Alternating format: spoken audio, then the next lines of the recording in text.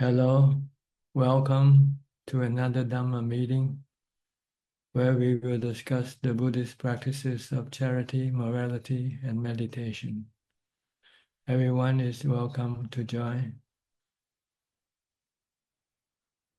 If you have any question, you can come in and ask. But you might have to wait if there's a lot of people in line. Now we'll see who will be our first participant tonight. Tommy, okay, Tommy from Australia. สวัสดีครับ Wat Ajahn. How are you? Good, I'm okay. How are you? good. Thank you. So what can I do for you tonight? Um, I was wondering, Ajahn, I just started living alone. Excuse me, your Can you hear voice, me? it come on and off, kind of blurry. Can you repeat the question again, please? I just started living alone. Yes, that's the way for meditative to do. Good. But sometimes I have to come out and I have to see my family. Oh yes, you can do that occasionally, but just don't make it a habit. How how can I stop myself getting unbalanced? Well, only see them when you really have to. If there's a need on a need-to basis, not a want-to basis. Yeah, If you have to see them, yes, go. If you don't have to see them, then you can call them. If you just want to say hello or let them know that you're still alive, just send a text or something. yeah, But the Buddha wants us to be in solitude most of the time, not congregate, not mingle. Because when you mingle with people, you have to use your thoughts. You have to think. You have to talk. yeah, And this can make the mind become agitated and restless. So if you can live alone and not have any contact with anybody, that's the best. That's the best thing for a meditator. Nothing wrong with that. You know, we're not here to socialize. We're here to stop our rebirth. So it's a different mission from other people. But if there is a need for you to contact them or help them, then you might have to go and help them, see them. yeah, Okay? yeah. Can I ask another question? Sure, go ahead as much as you want. Um, I read in the biography of a Ajahn, he talking about when he got proficient at Asuba, it's like he can really see it. Like if he on arms round, he can see the bones in the hands of the people giving dana. Or if he look in the corner of his kuti, even though it's clean, he'll see like a cobweb or a hair or something. Is this seeing with the eye or seeing with the mind? I think it's seeing with the mind. The mind has been trained to remember all the parts of the body. So whenever you recollect, it can come up right away.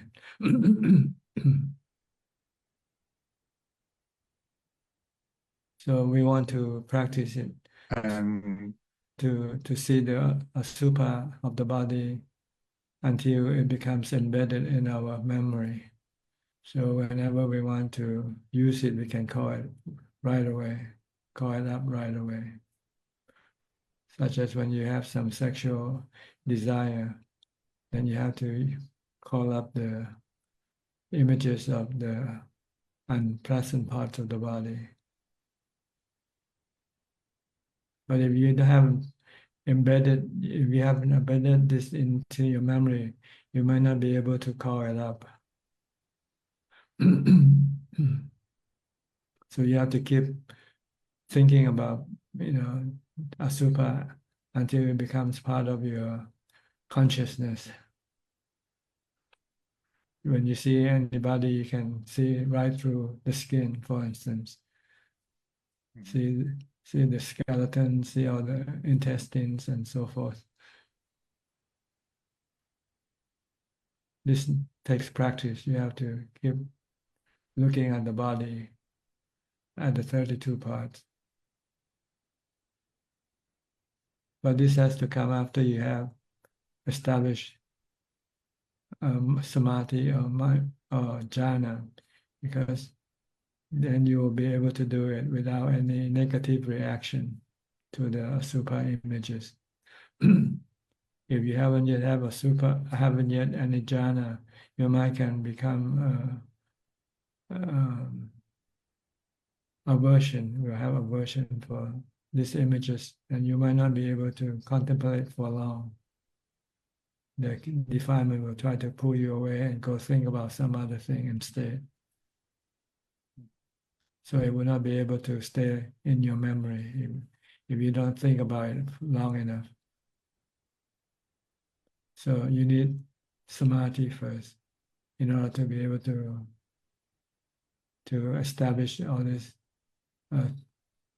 asupa images into your consciousness, to your memory.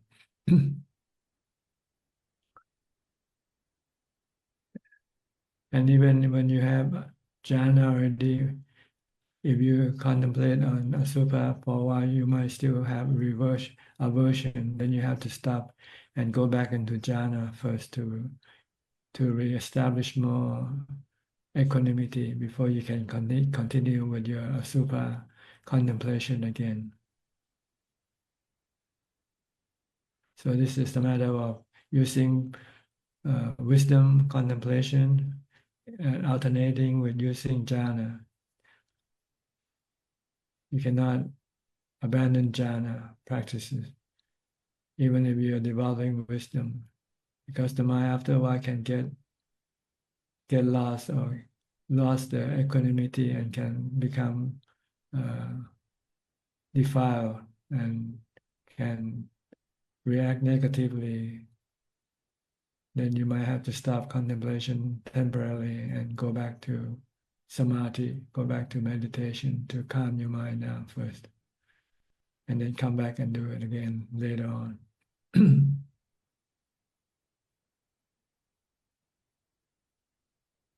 Okay? Yeah, I understand. All right. Good luck to you. Hope you see the body totally in and out, not just on the skin alone, but also under the skin. Thank you, Ajahn. Okay, you're welcome. Next, Cecilia from Peru. Long time no see. Yes, Trajan. Hello. How are you doing? Good. Good. Happy to know. Yes, it has been quite some time I couldn't enter, or I didn't enter. But I have two questions now. I hope you can guide me with them. This year has been a little bit not a little bit, very unstable in terms of having lots of crisis after crisis after crisis, and I haven't even get out of one crisis, there was another one coming, no? So very, very unstable, and it has been particularly like brutal in the last months with lots of instability in regard to my mother's health. So my question is, I understand that Buddhism in the long run teaches that we are going to eradicate all sufferings, no? And I'm fine with that. In the long run, it makes a lot of sense. But in the short run, when you have these very big crisis after crisis and you feel like drowning and you just want to put your head out of the water, what does Buddhism has to offer, or what's the guidance of Buddhism, no? Because to say, yes, just meditate or just be mindful, yes, in general it's like that. But when you have lots of things happening and your mind is not so stable, how you work with that, or what's the Buddhist response to those moments? No, when you really need a quick fix, no, you just need to put your mind a little bit more clear to take it from there. Yeah, so You have to basically it's strengthen your like that. mindfulness.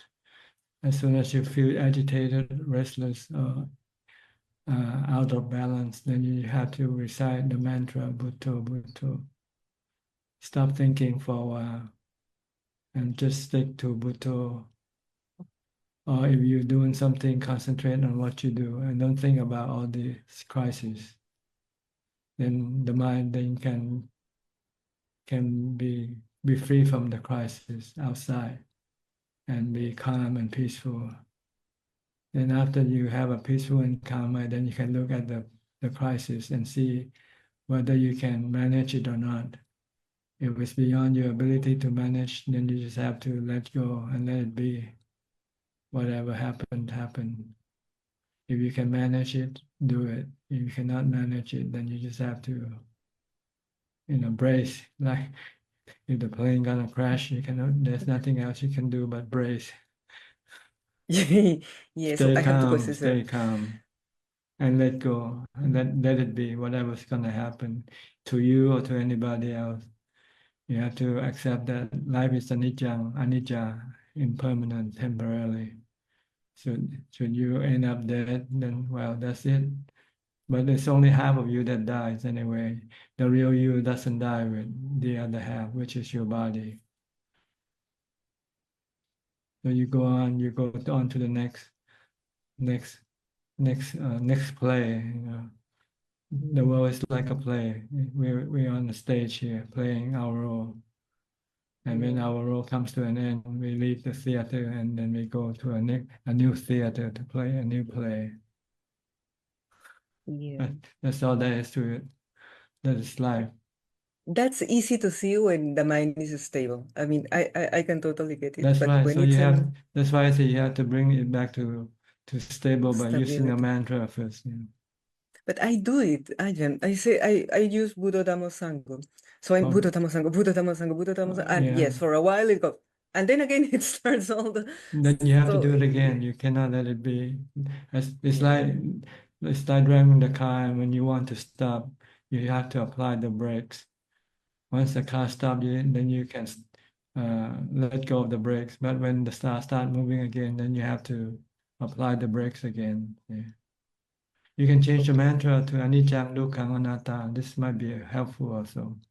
To Yes, let you know anicca. everything is anatta, everything is anicca. Dukkha arises because you want to manage them and you cannot do it. Yes. Anicca and dukkha anatta. I can try that. Okay, good. Yeah. Good. I can try that. And the other one is somehow related, but not so well, more or less. So I understand that there are some things that have happened to us in this life in particular, maybe in other lives also, but in this life that shape our current choices and the way that we perceive things, no, in the world. So sometimes these things are very unconscious, so it's very difficult to let go, no, because you see that why I can't let go, and these things keeps coming and coming, no. So maybe there's a strong karma with these things. So there are modern therapies and psychologists and psychiatrists that say, okay, if you want to understand this better and manage this or whatever, I'm not very clear on that, but you have to analyze your past, no? You have to analyze your childhood traumas, what happened, and think, and many things like this. But Buddhism, as far as I understand, teaches to be in the present moment, no? Be mindful of this moment, and whatever happened in the past is past, and you should just, as you say, let go. And So whatever happens in the present is temporarily. It's the natural phenomena. Just let it be. Don't let try it to be manage it. If you cannot manage it, then just leave it alone. if you can't manage. But I Yeah. assume that these therapies are a lot about managing. I mean, trying to understand and try to get an answer to why this is coming and coming and coming. We don't need to understand how they come about. We just want to know how to deal with them. Now. And now, and just be merely acknowledging and let them be, let them come and go, because they are anicca, dukkha, anatta. Very difficult, Ajahn. I get it. I understand it. With small things, it's easy to see. I can Yeah. do, yes, but with very big things, I feel like there's something there. Why it keeps coming? It's just karma. It's You just karma need that things you need keep coming stronger and coming. mindfulness. You need more equanimity. So you Okay. have to meditate more, practice more meditation and mindfulness. And that's the only way, because sometimes Yes, you're busy. I mean, this is the only yeah. path to the end of suffering. A Noble Eightfold Path composed of right mindfulness, right concentration, and right wisdom. So no other way. I have to find the time to meditate more, because I've Yeah, been meditating less because there yeah. are many Your things to do. mind is weak with Yes, equanimity. it has become so weak. I Yeah. can feel it. So you have to make it stronger, more stable, less reactive, less emotional, be more Yes. rational. And you do this with meditation. Meditation will make your mind calm and peaceful and neutral. And it will be able to look at things rationally rather than emotionally. Yes. And now that you mentioned emotionally, just my last question. Um, Sometimes I do metta in these times, in this last month, especially because I feel that I'm really having a bad time. And it was also a little bit of compassion for me and for my mother too. So I did metta, no? And I can see that actually, yes, I become less averse, less angry at the situation. But I go to the other side, no? I become very emotional. Oh, my mother, she's going through. So someday I won't be with her. So I go to the other side, no? Too emotional. And when I'm on retreat or after retreat, it's easy to control that and have some equanimity. But in everyday life, when there are other things, it's more difficult to do. So I should continue doing metta, even if it can drive the way to becoming a little bit more emotional, or I should see another way. Well, you use metta when you deal with people.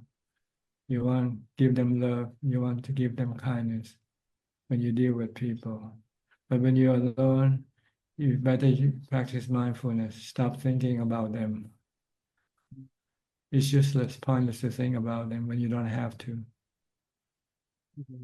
Well, actually, I have a lot of conversations with doctors and many things that have to do with the house. So sometimes I can see this, oh, I don't want to do this, and I'm probably not so kind with people. So I thought that would help a little bit also.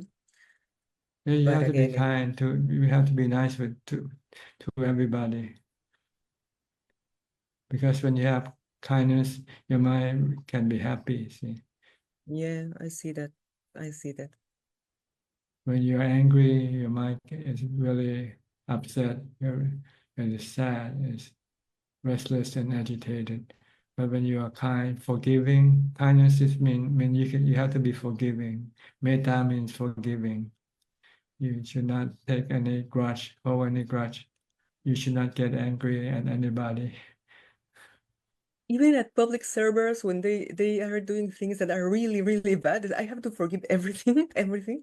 What can you do? It's already happened. Getting It angry already doesn't happened. change anything. That's it. Yeah, it just Only makes hurt me yourself. feel bad. It's only Yes. hurt yourself. But Yes, you that's can true. talk to the person if the person did something wrong. You can talk to them rationally and tell them this is wrong, that you shouldn't do it again. If you do, there will be consequence or something like that. You can do this, but you have to be rational. Don't be emotional. That's all. Yeah, yeah. I will try to calm my mind before doing that. Yeah, before Okay. you want to say anything about it, make sure your mind is calm without any anger. When you speak Yeah. when you speak with anger, it will Yes, always go yes, yes. wrong. Yes. There's no way to get anything good from that. Yes, that's Yeah. true. Okay. Thank you very much. People like to listen to nice words. They don't like to Yeah, listen to harsh words. yeah, that's true. So you have to first calm yourself first before you engage Yeah. with it. Yeah. Okay, I'll put more effort, Ajahn. Thank you very So much. try to practice mindfulness all the time. Mindfulness all the Yeah. time. Recite a mantra, even metta. You can Metta. use metta as a form as a mantra. Just recite Yes. metta. I So will try with all those, and it then I will will see remind which you to works be better. yeah. It depends on the situation. Ah. Sometimes You you can have use to use. different mantras Yeah. depending on the situation. That's right. If you have to deal with people and they say Ah. metta, metta, metta. Okay. I thought it was one all the time. No. Mm, But it's up to you. Some people can use one all the time, like Bhutto, and yes. they can stay calm with that, then it's okay. But for some other people, they might have to use something different because maybe Bhutto might not be as attractive to Westerners than to Thais. Thai really trust and respect or venerate the Buddha, So by reciting his name can have a strong effect on the mind to calm the mind down. But for other people like you might want to try something else because you might not have the same Effect. effect with the Buddha's name. Yeah. Okay. Okay, good. There are Gives me something to work with. 10 types of mindfulness, objects of mindfulness in the 40 kammathanas. You can you can recite Bhutto, Dhammo, or Sangho. You can recite death or Michisanija. So or you can recite the 32 parts. Oh, that's very good. I'm doing that actually. Yeah. When things get a little Yeah. bit more stable, I want to go back to Sua. It's so good for me. It just really stabilizes right. very, very good. Something. But also, it's fine to stabilize also with the 5. I think that here it has been also spoken before. The 5 subjects for frequent recollection. I put a little bit more effort in the death part and in the separation from loved ones, and that stabilizes my, well, I do 1 hour, and most of the time it goes in the 5 recollections, but that time after that, it's so good, so stable, so still. Yes, you just choose the method that is effective to you.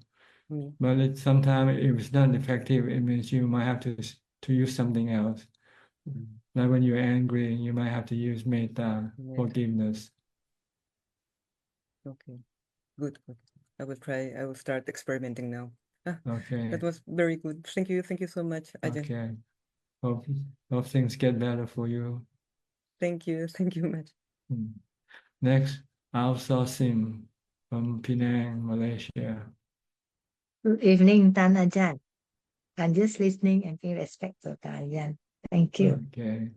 Next, Alice. I heard you're back in France now.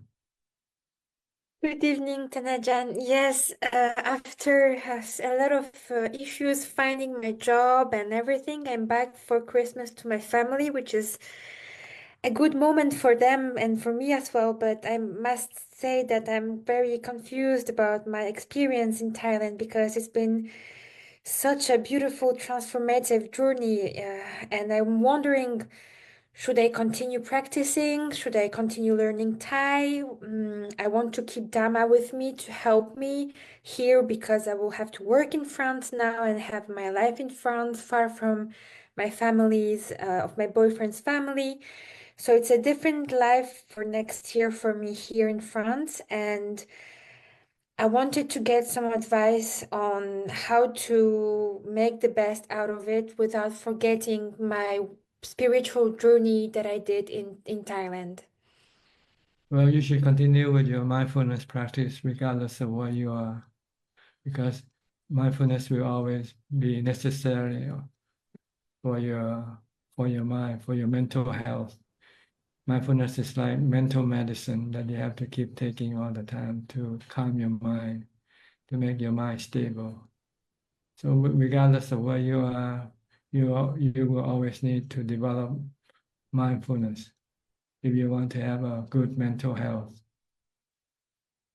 So try to practice, try to focus on your body action all the time. Keep watching your body. What is your body doing now? Just stay with that. Don't let your mind go think about other things. Do one thing at a time. Don't do multitasking. Okay, or you can use a mantra sometime. If Bhutto is not good for you, you can use anicca, impermanent, anicca, dukkha, anatta, to something to hold on to your mind, so for your mind to hold on to, so you can remain stable and calm. If you don't have something to hold on to, then you can be overwhelmed by your own emotion. Okay, this is doesn't matter where you are, in which country or wherever you are. You need mindfulness if you want to protect your mind from harm and danger. Mhm. Mindfulness will keep your mind stable and calm, peaceful, and happy. Mhm. And I also really missed you. I wanted to see you to say thank you for everything that you taught me, and I'm very happy that we can have access via internet to your teachings because they've really impacted my life, and I wanted to bring them back to France. Well, you can always come into this room or come into my Facebook page and read the Dhamma or watch Yes. the videos. Yeah. Nothing changed, everything is still here, just like when you were in Thailand, and you can access them wherever you are, any Thank part you. of the world. Thank you very much, Ajahn. Okay, so please, if you can, don't abandon the Dhamma teaching of the Buddha. It's the most essential for healthy mental health, for healthy mental health. Mm. Thank you. Okay, you have any other question? Mm, that's all of my questions. I'm reassured. Thank you so Okay, much. just come join us anytime you feel like to. Okay, good Thank luck you. to you. Thank you. Next, Full Moon from China. Full Moon. Good evening, Ajahn. Yes, I have two questions I want to ask you.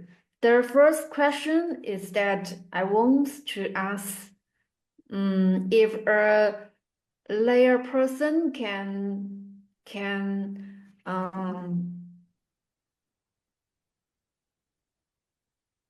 stop speculation. Stop what? Speculation. Speculation. Speculation. Yes, if a lay person can do the speculation. Well, we do it all the time. We speculate about what's going to happen tomorrow, and what's going to happen, where we're going to be. But it's better not to speculate. It's better to look at the reality, look at the truth, look at the present, where we are now, and don't worry about the future too much.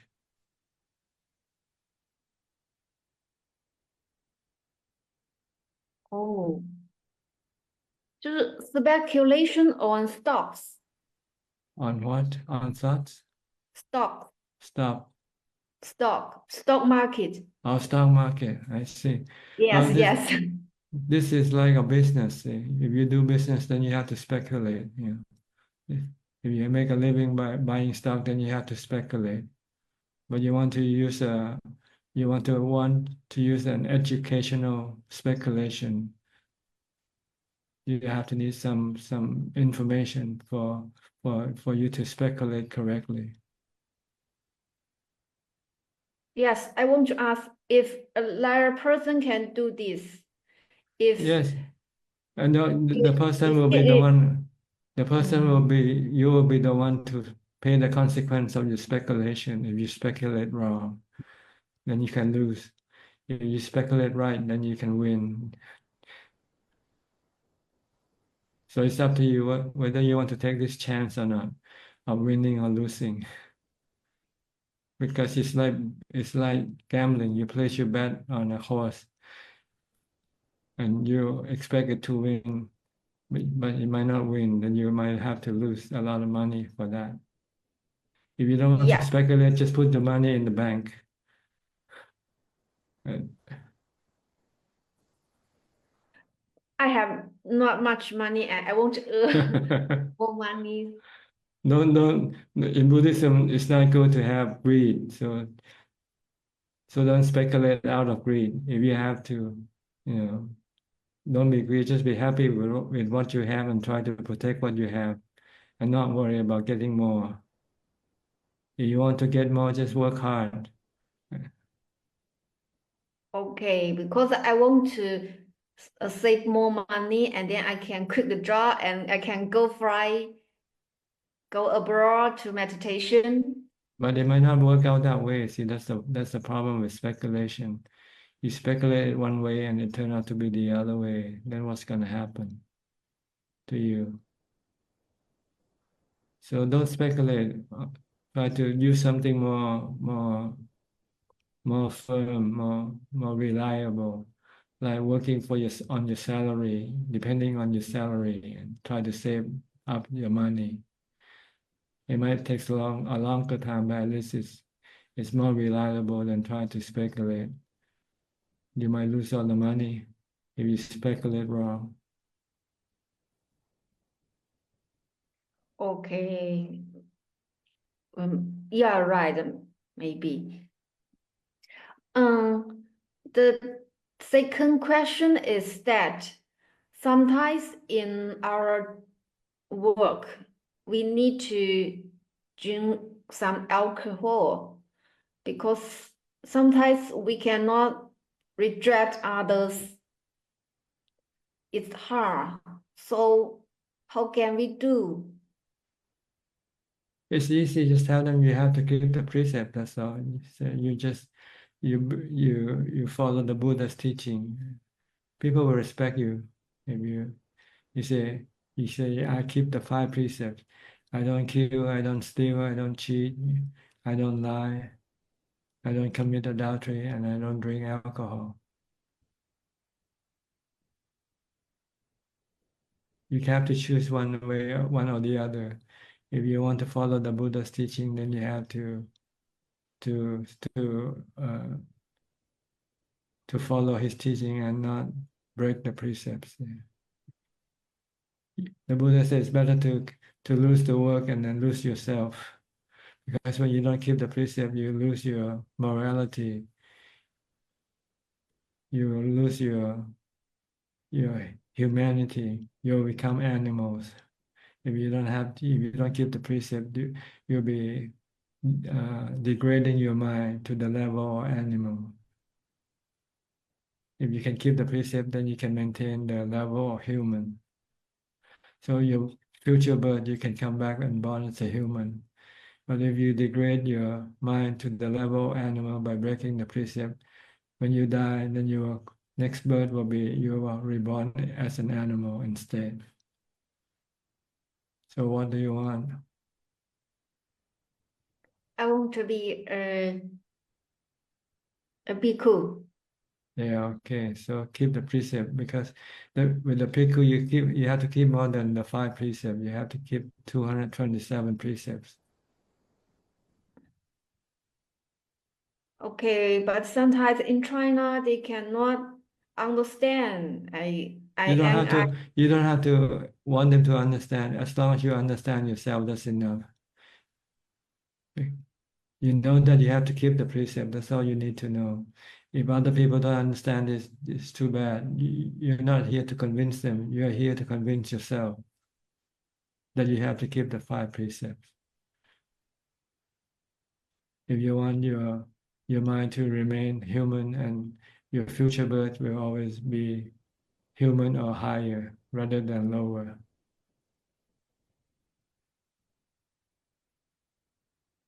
Okay. Okay. Okay.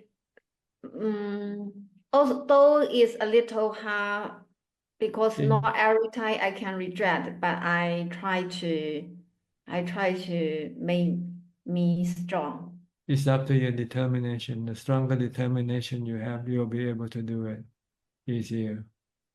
So you have to be more determined, more resolute.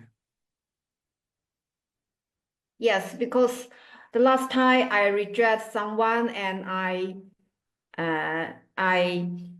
say loudly, and yes, You can has ask a bad. them. You can ask them, what's wrong with drinking water, plain water? If other people want to drink alcohol, let them drink alcohol. But you just want to drink plain water or orange juice or something. What's wrong with that? Yeah. We all have a choice. Like when you go to a restaurant, you order noodles or you order rice.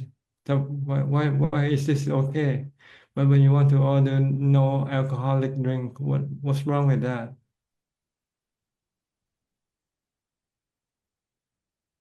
Right? Think about it. Yes, I yes. think it's more your mind wants to drink more than anything else, and it's trying to No, find. I don't want to drink. No, I don't want to drink. When I become a lay person, I don't drink anymore. And before I become a liar person, I drink little too. Okay, don't Just drink. because Don't drink. Then what's wrong with that? What's so hard about it then? Just tell people no. Can you say no? yes, I can say no. Okay, I'll take orange juice or something instead. Okay. Okay. I will try it. Thank you. Okay, Thank you. you're welcome. Thank you, Ajahn. Next, Professor Ken from Switzerland. Good afternoon, Ajahn. How are you?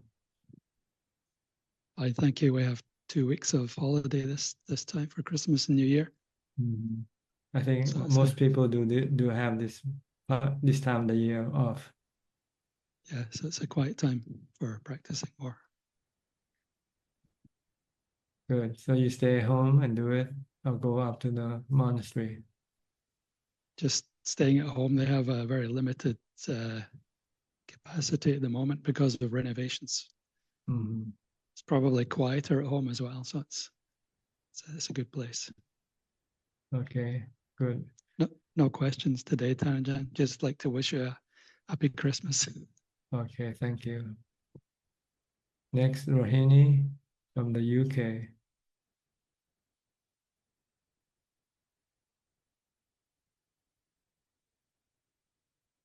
Good evening, Ajahn. Yes, how are you? I'm very well, thank you. It's a Christmas holiday week, so I spend more time on practicing. Mm. No questions, Ajahn. I just want to pay my respect to you. Does the holiday season affect you in any way, affecting your Yeah, practice at all? I spend more on practicing because I don't do tuition anymore. I mean, this week. So I can spend more time on meditation. Good. It doesn't affect you in the sense of you wanting to do some celebration or do some Oh gifts. no, I don't do those things. Ajah's teaching helped me a lot in many ways. I am not into those things anymore. Okay. I even turn off my phone because I don't want people to message me. So Yes, that's a good way. If you yeah, want to so because meditate.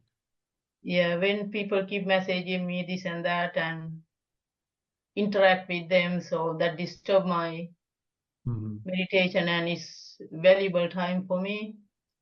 And yeah, so Yeah, use your phone for only outgoing calls. yes, yeah. In an emergency, I just keep it. Yeah. It's turned off at the moment. Mhm. Then no one can bother you. Yeah. And Good. and I just teaching helped me many ways, to overcome worries and improve on my practice. Um, Do you meditate many times a day during the day? yes, I do. The sitting mean cross-leg sitting on the floor about on average about 5 hours, but Good. Yeah, and do as on much as possible. Do as much as yeah, possible. and the rest I alternate between sitting on the floor as well as on a chair like this, and when I do sitting meditation, I do breath meditation, and sitting on a chair, I chant either Satipatthana or Sutta or the Buddha, or sometimes. Is it okay to alternate, or I should stick to one? Yes, you can alternate. Sometimes you might feel uncomfortable with just one, then you can switch. Yeah. But when I'm sitting, I don't want to switch. I just stick to breath meditation. That's the best method if you're sitting. Yeah. But if you're And I moving just, around, if you're doing things, you can use mantra or chanting or watching what you do. yeah. But you You always know, maintain mindfulness all the time in different my, forms. Mantra yeah, is a form of mindfulness. Chanting is a form of mindfulness. Watching your body activity is another form of mindfulness. yeah. The mind can take only one thought at a time, but even if I'm aware of each incoming and outgoing breath, but some unwanted thoughts arise in the mind. Because there's still a gap, see, because the thought can come within seconds. Yeah. As soon as there's a gap, the thought can come up right away. It means our mindfulness is not yet continuous. Okay. So let it be, let it happen. Don't worry about the thought that keep creeping up.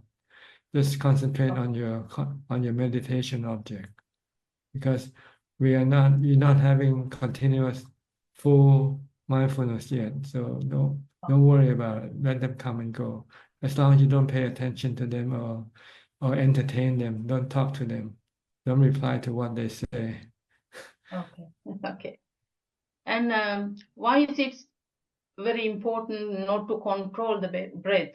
But I just feel like, Because you're putting the mind into action. See, when you meditate, you want to make it inactive. You want to make it still. So when you control the breath, it's the mind that has to do the controlling. But by watching the mind doesn't have to do anything, because this is the intrinsic nature of the mind.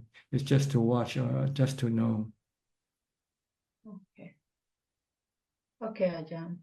Thank But you. when you have to make the body into action, then the mind have to do the acting to force the body to breathe in long or short, for instance, to scratch here and there. This is the working of the mind. So if you meditate, you don't want to make the mind do any work, because if the mind is still doing work, then it will not be able to become still, enter into jhana. Oh, I think I'm doing that mistake. You should leave the body alone when you meditate. When you use the breath, just keep watching. That's all, at the tip of your nose. Yeah. Don't have to force the breath to be long or short, subtle or coarse. Let it just be. Okay, Ajahn. All right. Okay, thank you. But if you can do this all day long, mindfulness, alternating with meditation, I think I do alternate. I mean, like yesterday, apart from a few hours of sleep, I alternate between sitting. I don't do much walking meditation because there's no place to walk. cold outside, and Yeah.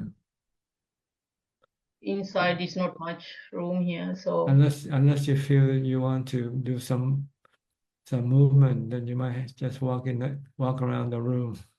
I just go up and down the stairs sometimes. Yeah. Because you also have to maintain good health for your body, so the body needs some exercise. I eat only once a day. I don't eat afternoon. Good. And meal also is good enough for the body. Yeah, so I skip sometime. I skip a day, so about 48 hours. So that's good. also help a lot. it makes your mind more alert when you're hungry, when you're not eating. Yeah. You don't have drowsiness to bother you with. Actually, it doesn't really matter. Even I fasted about 48 hours. I don't feel Hungry at all. weak. Yeah, no, I don't. Because the most of the hunger comes from your mind. The body sometimes can go without food for days without, having any problem. But it's the mind that constantly hunger for food that makes people eat all the time. Craving, I think. Yeah, craving. Okay, thank you. But when you have quick mindfulness and calm, then this craving don't come up, see. So that's why you don't feel hungry. Good. Yeah. If you can maintain this fasting or reducing the taking in of food, it will greatly help you with your meditation. You can reduce a lot of hindrance from bothering your Fasting. mind, like sleepiness or laziness. Yeah. Okay, good. Keep up. Thank you, Ajahn. Thank You're you. Thank you welcome. very much. Next, Cove from California. Hi, Ajahn. No questions today, just listening and hoping you are well. Okay, thank you. Next, Marco from Holland. Hi, Ajahn. How are you? Good, thank you. I would like to report my homework, if I may, and I have a couple of questions. Please go ahead. Homework is going well. Meditation walking is going well. My meditation, I seem to be progressing. I do realize sometimes that I'm getting too tired, but then when I realize, then I just stop and I don't try to force it. Then I just rest or I go into walking meditation, which is working well. Now that my wife has been home, there was one moment that we were sitting at the dinner table with my son and my wife, and I just got emotional because I suddenly realized that my attachment to them is very strong and that this moment, like I'm enjoying it now, it's going to go away anyway. And it's a very harsh reminder that sooner or later I'm going to have to let go of everything. I do have a question. I realized now that since my practice has been getting pretty serious, that sometimes I'm remembering, having recollections, real memories, sanya from past actions that I've done, even from when I was a kid. What kind of advice could you give me to kind of stop those? Because I have the feeling that the memories are very difficult to stop. The sankharas are more easy to stop because they try to build it up, and if you don't give them energy, then they stop. But You just memories. You recite a mantra whenever you think of the past or think about something you don't want Just to go to think about. Bhutto. Bhutto, Bhutto, or Anicca, Dukkha, Anatta, or the 32 parts of the body. To stop the memory Yeah, that came up. right. Okay. But you cannot stop them all the time, but you don't have to do this all the time. When the memory stop, then you stop your mantra. When they come up again, then you do it again. And eventually they will stop because you're not entertaining them, see. Yeah, so it's the kilesas that are trying to see how much you remember then, because that's what I feel is happening. It's like you're remembering, and you're kind of surprised that you're remembering something so vividly from so long ago. Yeah, So kind of, the defilement want something to consume. So either they consume the past or the future or the present. The present, you have to go out and see things or hear things. But we cannot go out, then it try to consume the past or the future. yeah. So you use mindfulness to bring it back to the present, just to keep the mind still. So this is then a result of the kilesas really trying to get fed all the time, and that's why now it's trying to do it via memories. It's a result of not having mindfulness at that time. Good point. Exactly. And speaking of mindfulness, there's another one that I would like to ask some advice or at least some tips.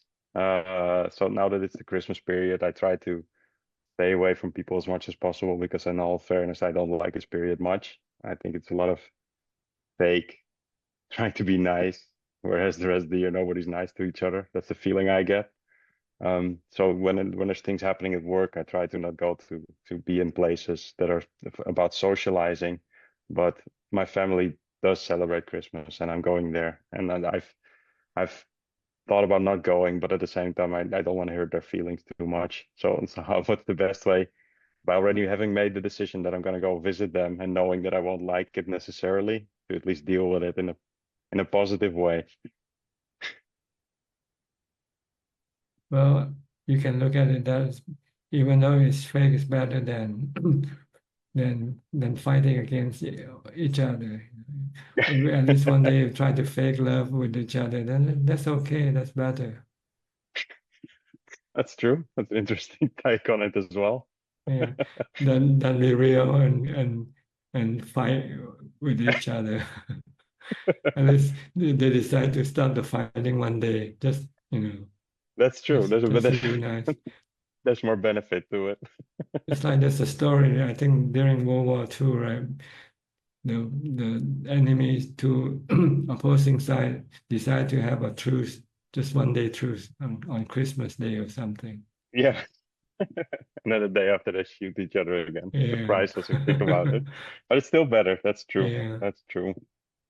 Thank you, Ajahn. And other than that, I've been in my meditation being able to really get back to the breathing, and I'm realizing that I'm getting whenever piti comes up, then I try to just go back to the breathing. It seems to be working. I feel more calm. When I'm doing my walking meditation, I'm also now feeling the body more, being busy and not thinking about it, but just observing it. Is that the right approach, to really just feel the body? Because it's really true that you start feeling the discomfort of the body because you're moving constantly, because the body never feels good. I think you should observe the step that you walk with. Yeah. Make sure that you're walking, and which step you're taking, left or right, for instance, and then ignore everything else. You want to be focused only on one thing. Yeah.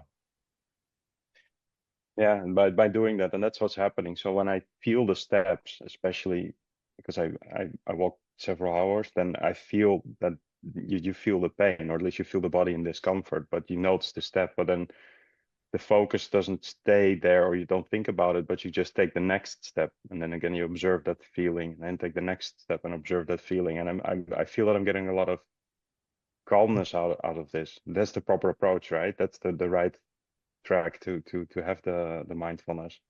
I think just ignore the feelings and just concentrate on the steps only. Better. No thinking about the feeling. That's right. Just Okay. observing the steps. Excuse me. And then once I'm done with the walking meditation, I go into contemplation mode. That's when you observe the body, and then observe how the feeling of pain then happens to the body, that the body is just the elements. It's just not in a happy state, that it always wants to move, that it just is never happy, basically. That's the right approach. Yes, if you contemplate the changing nature of the body, of that feeling that arising from the body. Feeling can change from good to bad, from pleasant to unpleasant, and it's something you cannot control. Yeah. So it's something that you have to learn to accept them when they come up, whether pleasant or unpleasant. Yeah, and that's one of the things as well that we were having a talk yesterday about. In the past, I could really think about, oh, I really want to have a new car, things like that. And I'm noticing that it's all the same feeling, and it doesn't have any substance to it anymore. It's getting less and less. And I think that's the natural result of the practice I'm trying to follow. But it's also interesting that I still feel that I'm getting conceited because of that. I feel conceit towards other people when I see them worrying about getting things, getting material things. And I know that we discussed that earlier about having metta for that, to take that away, right? But how do I really force that metta on myself? Because I have a feeling, it's a very deep feeling, that I feel wrongly better, that I don't like the material things anymore that much. And I don't want to feel better, because I'm not better. I'm not any better. I'm the same. It's not different. Well, I think you should use equanimity in regarding to other people, whatever they do or say is the karma. See, that's what makes them do what they do, and there's nothing you can do to change them. And is that also the kilesa that are trying to get that feeling so that they feed off that? Is that what's happening? The emotions? Yes, emotions are usually created by the kilesas, either by conceit. You might think I'm better than them, for instance. But you shouldn't have that attitude. You just look at them and respect their action. If that's what they want to do, that's their business, not your business to judge. Your True. business is just to observe. It's just to acknowledge. That's all. True. Yeah, I think that's a good one. I used to judge myself very harshly, and I think that that's one of the problems as well. And then kind of that trickles out into, okay, I stopped doing that, right? I stopped being too harsh on myself in the sense of like, well, what's happened. I feel bad about it, but I'm moving on, and now I'm in the moment, and I'm not breaking any precepts. I'm living in the now. I'm not gonna hold on to anything else. And then when you get in situations where there's other people around, you actually automatically it's like there's this thing that tries to say, okay, so you can start judging that instead of yourself. I don't want to judge other people either. I just want to get it cleared out, closed up. It's good to judge yourself, but you have to judge it with reality, not say if Not you're the still past. if you're still greedy, then say, oh, this is bad for you. You have to lessen your greed, for instance. You still get angry, oh, this is bad for you, then you should. This is good. You have to self-analyze yourself, but don't analyze other people. No. Leave people alone, leave other people alone. Because there are so many people, if you try to analyze them all, you won't have time to do anything else. That's true. It's job protection for the kilesas, I think. No. But the kilesa likes to analyze other people, but not itself. Exactly. They don't want you to see them. That's very obvious now. Thank you, Tanajan. Okay, anything else? No, Tanajan, thank you as always. All right, good. Next step from Oregon.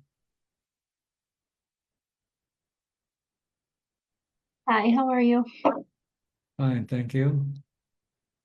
I'm good. I think I have been indulging in feeling. I feel really emotional and everything makes me cry. And I think that's probably not good. I should be more mindful.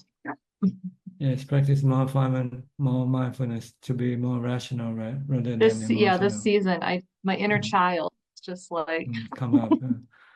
Christmas, yeah. Yeah. Oh, okay. That's all. Okay, good. Practice To be more more mindfulness, more meditation, get more equanimity. Yeah, my equanimity is like, it's just, okay. All right. Okay. Happy to be here. Merry Christmas. Happy holiday. Next, B from Bangkok, B Ravin. Hi, good evening, Prajaan, and Merry Christmas in advance. You should say Buddha Mass. We are Buddhists. I know. I had so many Christmas wishes today at work, so it's still in my mind. But yes, you're right. Prajaan, I try to observe my mindfulness over the past few weeks, and the one thing I observe is regarding food and eating. I realized that more than half of the time I eat because of the mind wanting to eat, and around 30% of the time is that I really need to eat. So I realized the importance of not overeating, and it has helped with my meditation as well when I don't eat.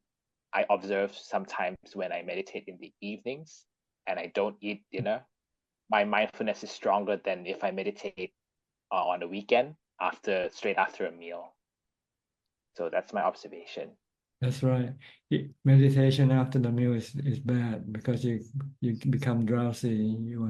You become lazy. You don't want to do it. So if you want to meditate, you meditate before the meal. You take the medicine Oh, at the right. wrong time. This Oh, right. medicine has to be taken before meal, not after meal.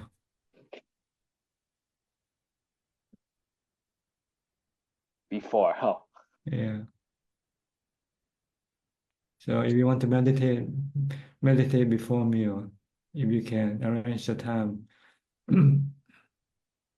yeah, because sometimes on weekdays I meditate in the night and I haven't eaten for 4 or 5 hours. I find it's quite good for me.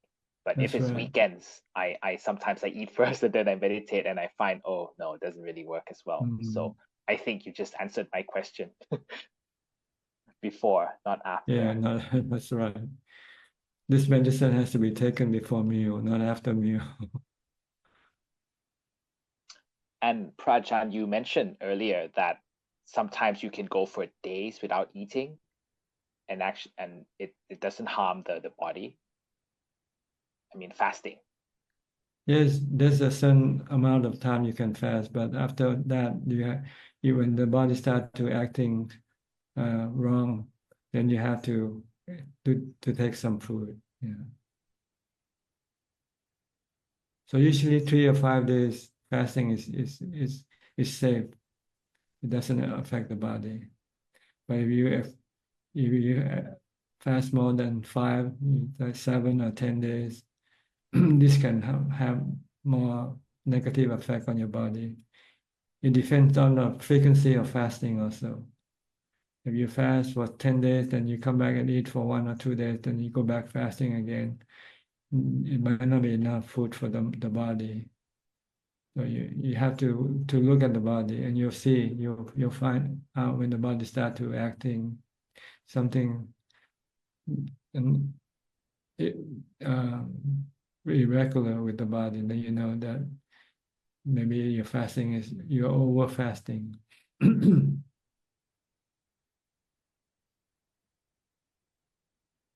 So one day is Ajahn Mahabua said he used to fast so much that when he stopped fasting and eating, the food, the stomach would digest the food. He said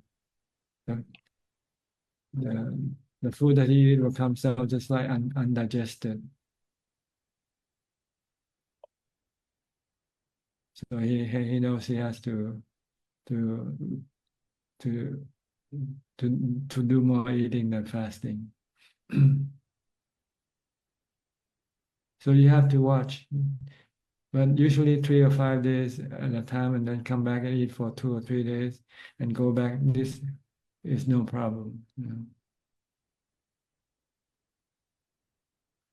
Or like Rohini, she said she skipped one day, a meal one day, and eat every 48 hours. This is safe. It's safe fasting.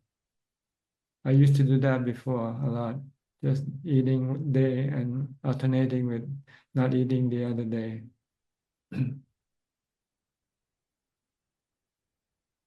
Oh, I see. Maybe it's something I may consider because I find that not eating strengthens my mindfulness. To observe this Yes. more than once already. But you have to do this when you are in seclusion. If you have to be near people and near people eating, this will be very difficult to do. Or near food, if you walk through the market or see restaurants and things like this will be difficult to fast. But if you're in the forest alone by yourself, then no distraction, nothing to tempt your mind to go eat. So you have to look at the situation also.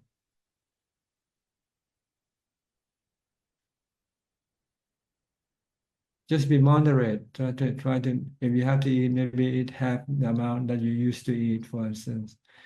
If you used to order 2 or 3 plates, just order 1 plate.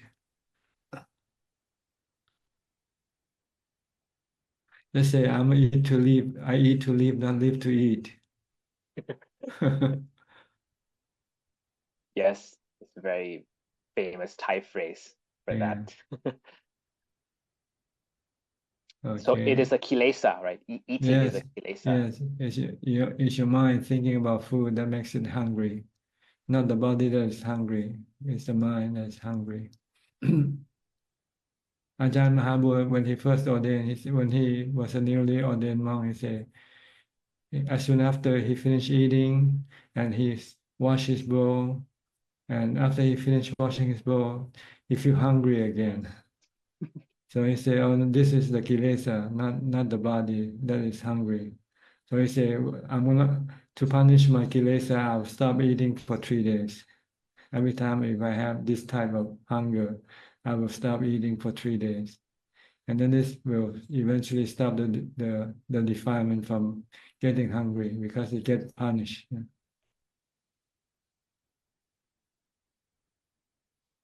Very committed. So you have to have some way of punishing your defilement when it's behaving wrongly, like becoming hungry, when it's not the time for it to be hungry. Yes, I observed that quite clearly over past weeks. So I thought I'd reflect upon that. Okay. Oh, and Prajan, I will be going to Pattaya next weekend, so I look forward to seeing you at your kuti in one of your afternoon sessions. Okay. Thank you, Looking Prajan. forward to your visit. Me too. Thank you, Prajan. Okay. I hope to see you soon. You're welcome. Next, Kok Seng from Singapore.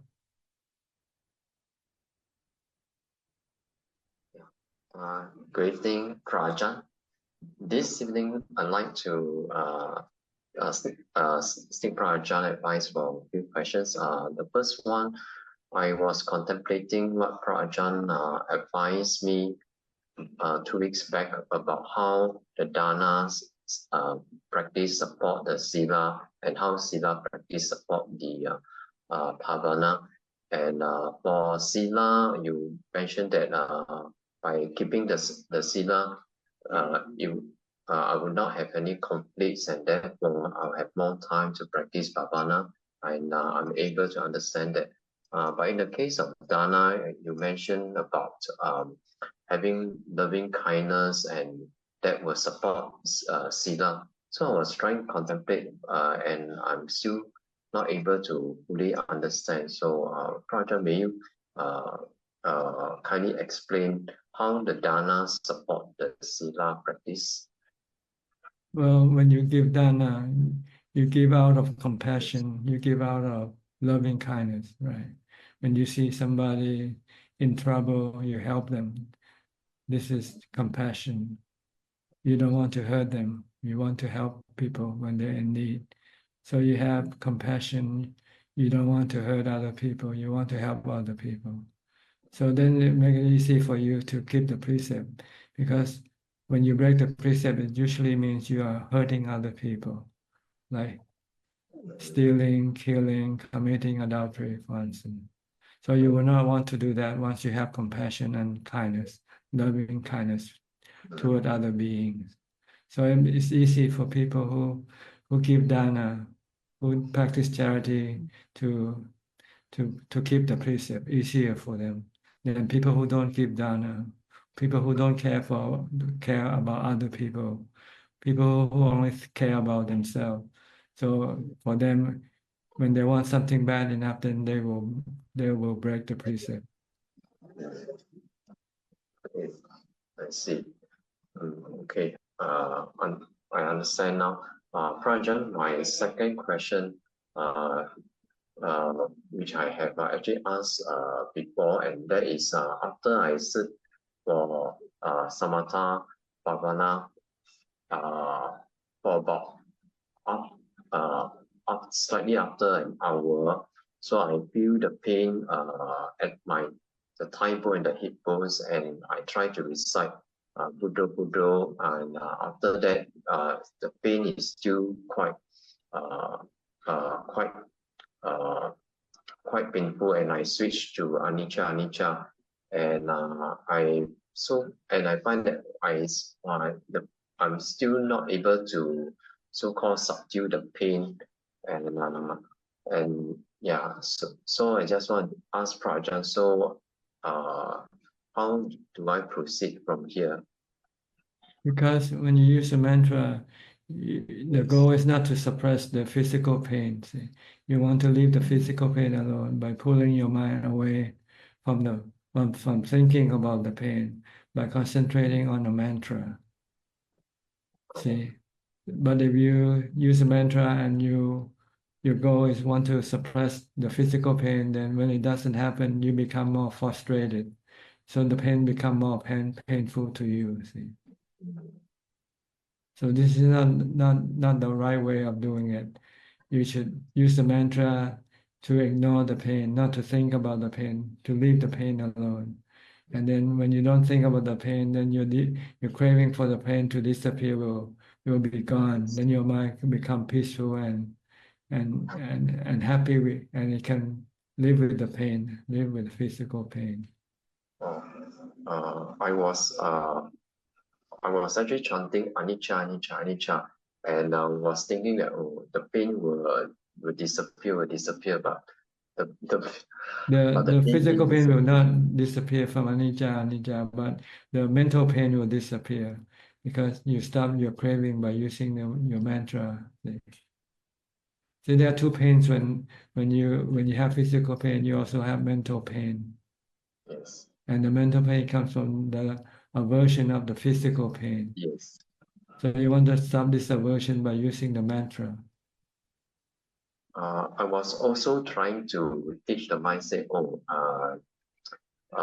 that this pain is because of the skeleton structure of the body, and therefore it's natural to have that pain, but it doesn't really help. You have to look at the pain as anatta, a natural phenomenon, like the wind and the rain. They are natural phenomena which we cannot interfere with. Okay, okay, I will try that using using anatta and tell the mind and leave the pain alone. Yeah, to leave the pain alone. Okay, Prajan, there's another thing which I was contemplating these few days, and that was I was contemplating more than 20 years ago when my eldest son was coming to 3 years old. He was diagnosed with pneumonia and hospitalized for about a month in the hospital. So at that time, my wife and myself, we were working, and we need to stay in the hospital together with our son because at that time he was still very young.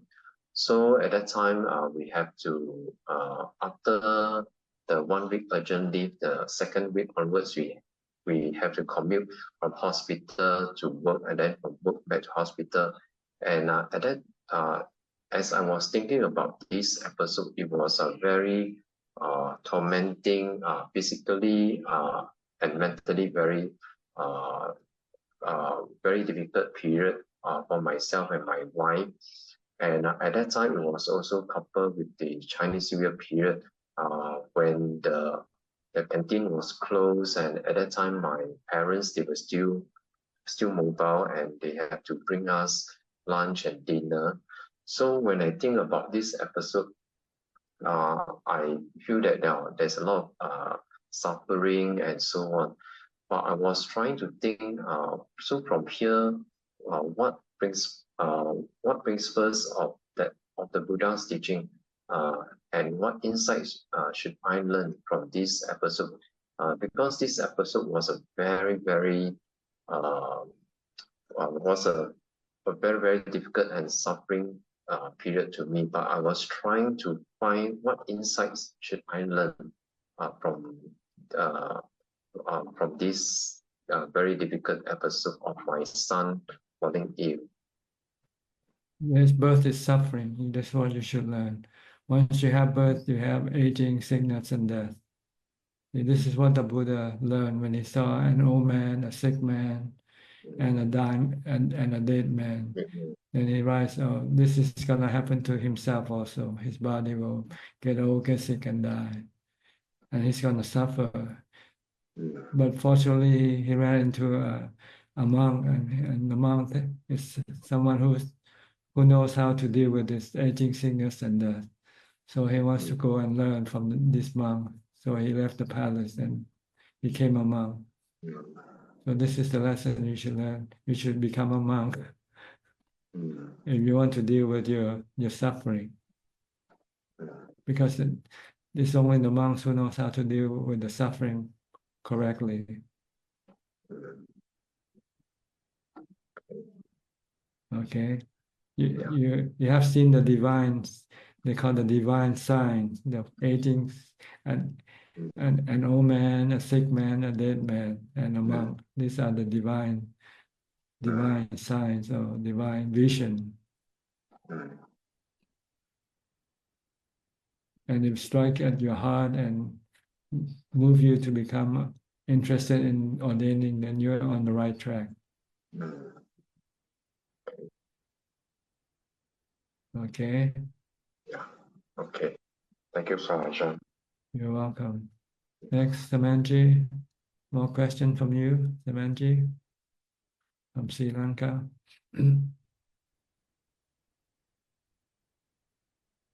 Go ahead. Ajahn, yeah, can you hear me? Yes, yes. Ajahn, positive thinking, positive thinking development programs in the West, in these psychological programs, they focus on self-development. But Buddhism teaches no self, anatta. I just want to know how then does Buddhism view self-development programs developed by the West? Well, in Buddhism, we look at reality. We look at the truth. Positive is only half truth. Negative is the other half. Buddhism teaches us to look at both sides of the story. There's good side and there's also bad side.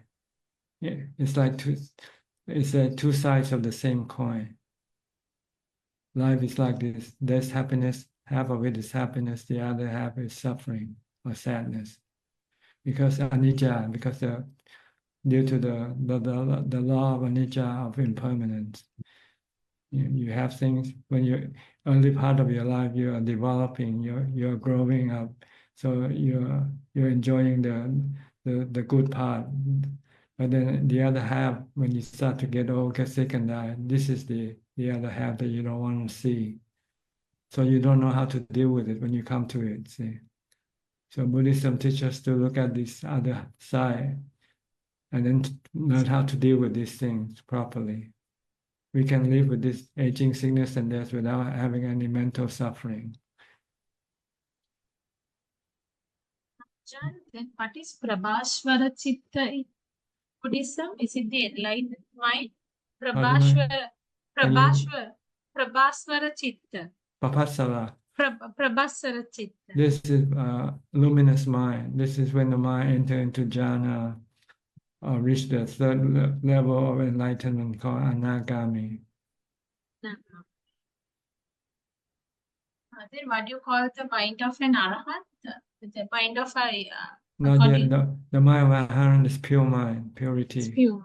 Yeah, pure, no defilement. The luminosity of the mind is caused by avijja. Prahasara Chitta means the mind of an anagami. Yeah, anagami still have some remaining defilement that he hasn't yet got rid of. Ajahn, I'm trying to understand the mindset of an arahant. For example, Ajahn, if an arahant encounters a life-threatening situation, such as being attacked by a lion or a tiger or any similar situation, would an arahant try to escape or remain calm and silent? It depends on the situation. If you can evade, then you evade. If you cannot evade, then you just remain silent or remain still and let things happen. Whatever will be, will be.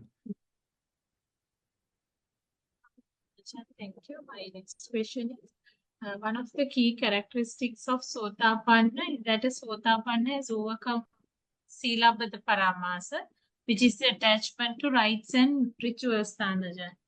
Here, I want to know whether Silabbata Paramasa means Buddhist rituals such as worshipping the Buddha and offering flowers, etc. Oh, what do we really mean by these rituals? I just want to know. Well, see, when you do rituals for the sake of getting rid of your suffering, then this is not the right way to do it. Because your suffering is not cannot get away, cannot be rid of by practice of rites or ritual. It can only practice by removing the cause of suffering, which is your craving. See, this is what the Sotapanna see. The wrong action, the bad karma, can also cause you suffering. So a Sotapanna will not engage in any rites and rituals to eliminate the suffering in the mind. But to pay respect to the Buddha by chanting, do morning chanting or bowing, this is not rites or ritual. It's just an act of reverence, and not for the sake of getting rid of your suffering either.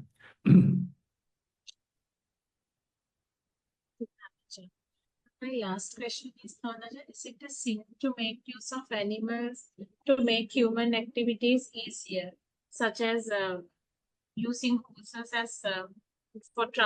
as mode of transport, or using elephants to drag logs?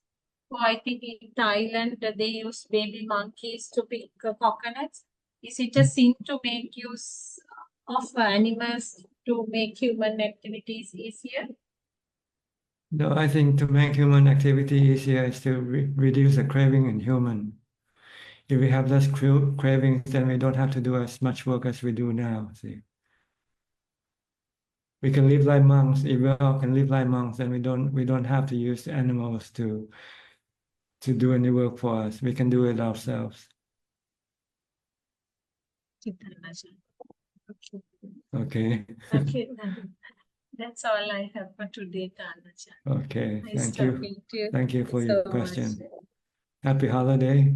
Wish you the same, Tanajan. Thank Okay. you so Next. much. Wish you good health. You're Thank welcome. you. Okay. Julia from Colorado. Hello,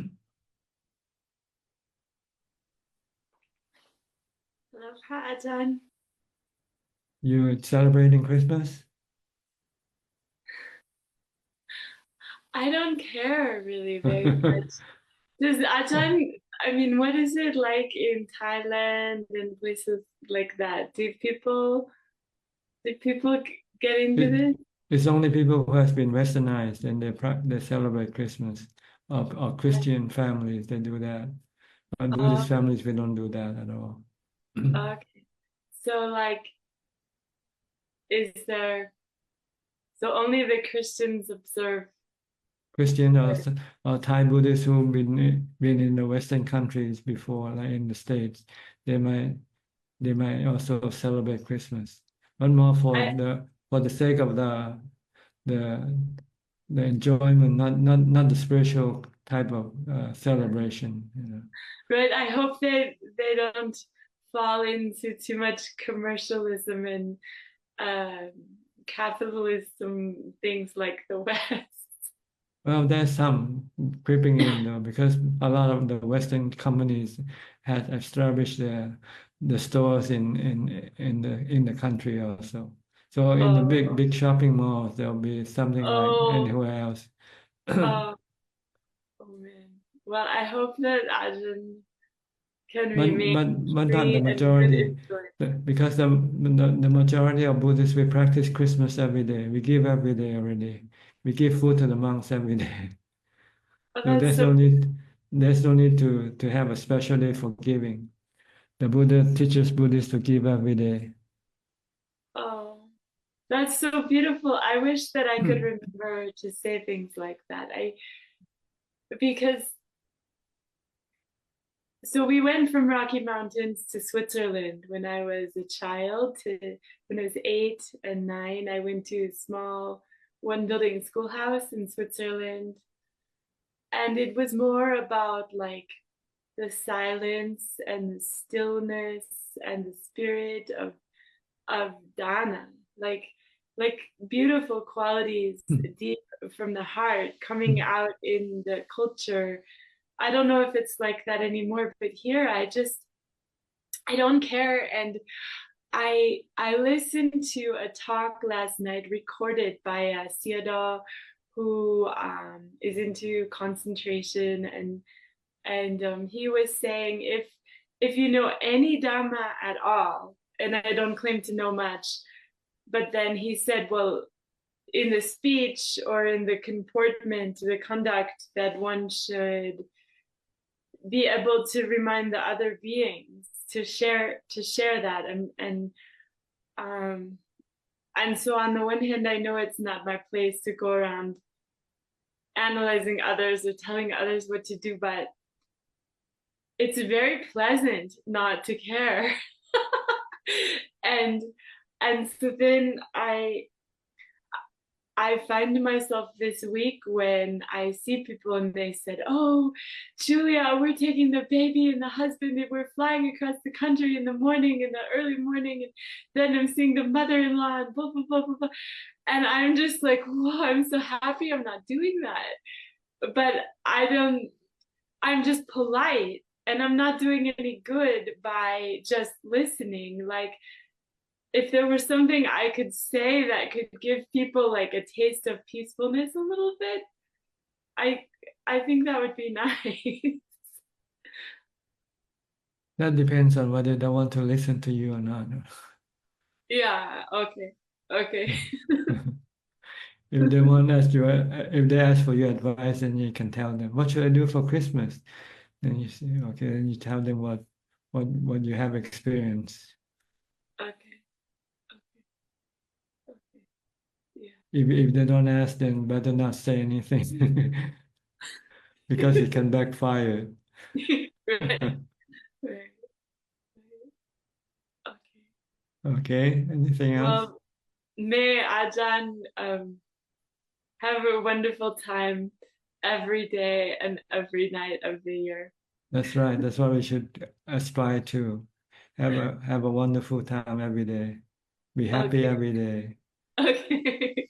By staying calm, by reducing our cravings, not nurturing our cravings, Yeah. but reducing our craving to zero. Then we'll find peace and happiness within ourselves. I should do that. Oh, okay. Much gratitude, Anumadami. That's all for now. That's all. Okay. Happy holiday anyway, nevertheless. Okay. It's always nice to have good words. Yeah, just to say good words is okay. All right, next. Nita and Saket from California. Looks like your house is empty now. In the back, there's hardly anything. It's getting emptier. With the house, the mind is also getting emptier, Ajahn. Good. The more empty the mind is, the more peaceful it will become. Yes. So Ajahn, I had a Go ahead. question around how much time should we spend listening to Dhamma, and how much time should we keep for practicing mindfulness? Well, if you don't understand how to practice, then you have to study first. And once you understand how to practice, then you probably study less. You might study only when you feel like you need some inspiration. When you feel you're losing track, you don't know which direction you're going, then you come back to the Dhamma teaching for advice. It's like looking at the map. See, studying Dhamma, listening to Dhamma talk is like looking at the map. While practicing is walking the path that leads to your destination. But sometimes after walking for a while, you might feel unsure if this is the right path you're walking on or not. Then you consult your map, check your GPS, So it depends on how much inspiration you need, how much security you need to make sure that you're on the right track or not, for instance. Then you have to study more or less, depending. But usually when you stay with a teacher like Ajahn Mahabodhi, he feels that at least once a week, monk should should listen to his Dhamma teaching. If they already understand, at least when you listen to his teaching, they can become inspired. Sometimes the mind can become a little bit lazy or a bit less inspired. So after you listen to a Dhamma talk, it can become more inspired and more energy to do more practice. So that's the purpose of studying or listening to Dhamma talk, to get information to inspire your practice, to make sure that you're on the right track, on the right direction. So maybe listening to 2-3 hours of Dhamma every day is a bit much, and I could use more time on practice. But sometimes people use listening to Dhamma talk as a means of meditating also. Because when you listen to Dhamma talk, you cannot think about worldly stuff. So your mind can become calm from just listening to Dhamma talk also. So it's a means of developing mindfulness and knowledge at the same time. If you enjoy do 3 hours listening, it's okay. But you also have to practice as well, not just listening only. So you have to have more. You have to have time to listening to Dhamma talks, and you have to have time to practice meditation. This can vary from your practice. The more you are more advanced you in your practice, then you feel the less you need to listen to Dhamma talk or to study, because you know what to do now. See, then you want to spend more time doing the practice rather than studying the map. But when you're starting, you might want to study more than practice, because you're not getting anywhere with your practice yet. So you need the study to push you to do more practice. Yes, yeah. Okay, Um, go I ahead. have one question, Ajahn, about mindfulness. So I see that it is getting better. It's a slow process, but it's getting there, and it's not continuous. So there are moments of these when I catch hold of my thoughts, and then I observe that sometimes the thoughts are like, if there's food around, if there's nice things around, there's greed. If there are ugly things around, there's aversion. And then I sometimes feel disgusted with my own thoughts. And I'm like, how can I think such thoughts? So this keeps coming in my mind, and I would love your advice on how to handle such moments. Just look at the thought as belonging to the defilement, not to yourself. These are generated by your defilement, not you. So you don't feel any guilty. See? So then it makes you want to get rid of this thought, because they are defilement, not you, that you want to get rid of. And okay, so I don't give them importance, and I just Yeah. okay. Just try to get rid of bad thoughts. If you know it's bad thought, it's not from you, it's from your defilement. From me. Okay. Okay. Yeah, and you can stop it by using a mantra, for instance, to stop it from thinking badly. Until you stop thinking, then you can stop your mantra. And maybe metta is a good mantra at that time when I'm feeling I bad don't about. think so. Metta should be practiced only when you deal with people, with other beings. When you have bad thoughts about other people, then you should use metta. Why should I think of them negatively? It's not good to think about people negatively. It's better to think positively about them. There are times when I start judging people, and then I start telling myself, may they be happy, may they be happy. Yeah. That's how I Or point your finger back at yourself.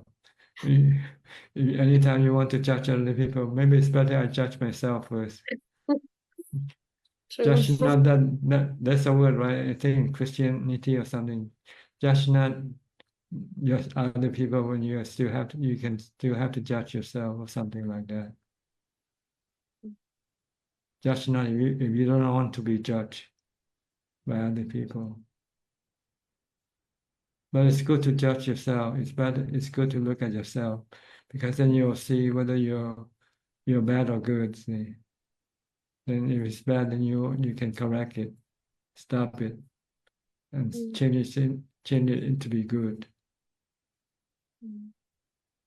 Maybe I can try chanting Buddho at that time when I'm feeling bad about my own thoughts and about Yes, having that yes, guilt. So I'll say, that's right. Say, it's not my thought, it's my defilement that's doing this thinking. Mhm. Actually, there's no you. It's just the two side, opposing side. Bad thoughts are created by defilement, and good thoughts are created by Dhamma. Mm. You are just a knowing element. There's no you. There's just knowing. So all you have to do is to merely know, observe, or accept what's going on. And if you feel that something is not good, then you can correct it. Then you correct it.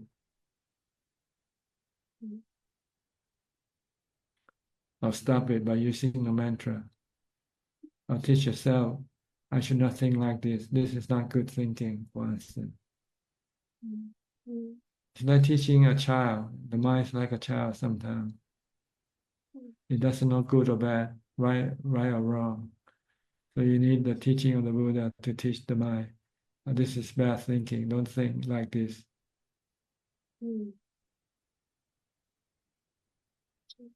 Instead of wanting to hurt other people, you should not want to hurt other people, for instance. Okay. Yes, Ajahn. But using the mantra is a good way to stop any thought that, sometimes good or bad thought, sometimes you don't want to think. It's better not to think, because when you don't think, the mind becomes peaceful and calm and happy. True. Okay. Is Yes, it go like ahead. some people are more positive and some are like negative towards everything? Is it to do with our past karma as well? That's right. It's a habit thing that you form in your past lives. If you have more Dhamma, then you'll think more positively than negatively. If you have more defilement, you'll think more negatively than positively. So we have to reprogram our mind to think more positively than negatively. Or not to think anything negative at all, only think only positive things. Or nice thing, good thing, kind things. Things that don't hurt people, things that will make people happy. Okay. Yes. I'll keep reprogramming myself, Ajahn. Thank you so much. Okay, you're welcome. Next, Philip from Malaysia.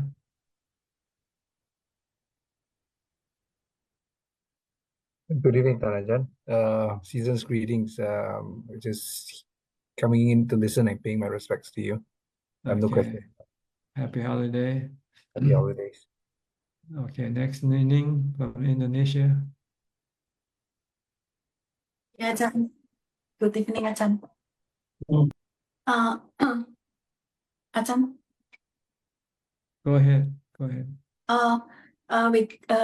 regarding to Silabata Paramasa, so can I say that I don't need any blessing for the rest of my life because I don't because I know that my suffering caused by my craving and also my bad karma.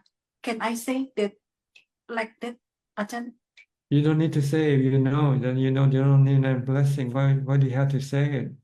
Yeah, so when I buy new house and then I don't want to make any blessing for the new house or like my friend do usually.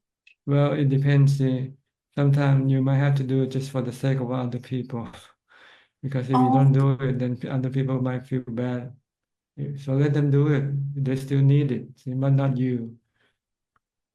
Oh, so I don't need so is it correct that if I don't want to do it anymore? You don't have to tell them that. You just don't do it yourself. But if other people want to do it, then you sometimes have to comply with them. Yeah. Just to make them feel good. Or if somebody wants to bless you, let them bless you. If they want to say nice thing to you, you say, you don't tell them, I don't want your blessing. You don't do that, you know. You want to be polite. You want to maintain good relationship with other people. So even if they want to give you a blessing, okay, fine, thank you. But you know, it's just words. It doesn't mean anything. It does. Yeah.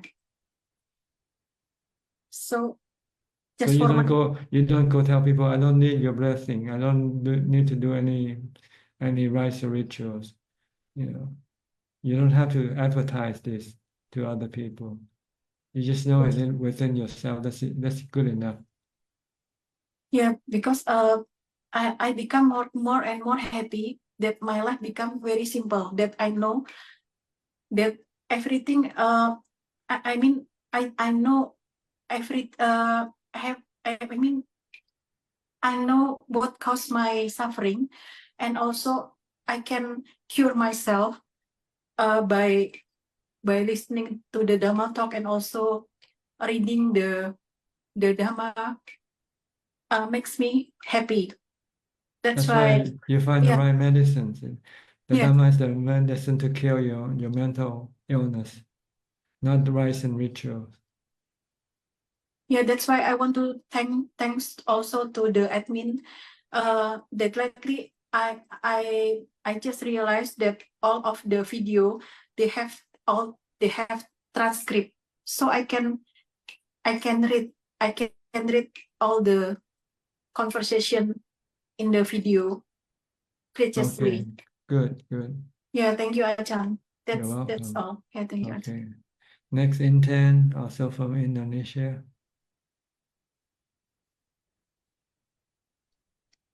Good evening, Prajan. I don't have question, Prajan. Okay. Happy holiday. Happy holiday, Prajan. Okay. Next, Apalachita from Dubai. Do you celebrate Christmas in Dubai? Commercially, right? Just like that. Yes, actually, it's there is a lot of celebrations like you know, malls and stuff done up, and people. There are a lot of Christians and all communities. It's like time to celebrate that kind Yeah. of thing. Yes, yes. Good. Time to be happy. Exactly. And then some people, yeah, it's like, you know, lights and stuff. So just that, yes. Okay. But you don't do it at home.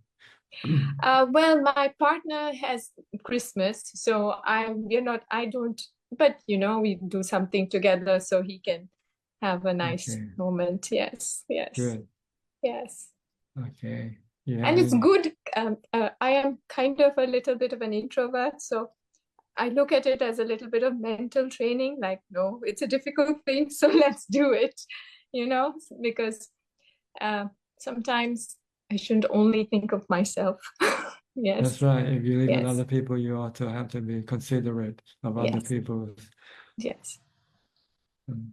But if you live alone, then you don't have to worry about other people. That's true. Yes. Okay. Yes. Yes. You always have to use mindfulness when you deal with people. Mm. You don't want to hurt their feeling. Yes. I don't want to. Yes. Yeah. Okay, good. Yes. Anything? Any question? I was just listening to something. Also, you know, the 5 spiritual faculties. So I can understand they would be developmental, like you would build on it by practicing. So That's right. how would one develop Shraddha or Faith, Saddha? you faith in the Buddha, Dhamma, and his teaching. So you study the Buddha's biography, you study the teaching of his, you study his teaching, and you study the life biography of some noble disciples. Like we have books on Ajahn biography, for instance. If you study this thing, it will inspire you to have more faith in the Buddha, Dhamma, and Sangha. Okay. So by listening to Dhamma talk, you are instilling more faith or more sattva. Mm. But you can get more faith than from studying the Dhamma by practicing. Because when you practice, you start to experience the result from the practice. Then you become more faith. Your belief becomes stronger and stronger, until one day it will become unshakable. Because you see the truth that you get from your practice.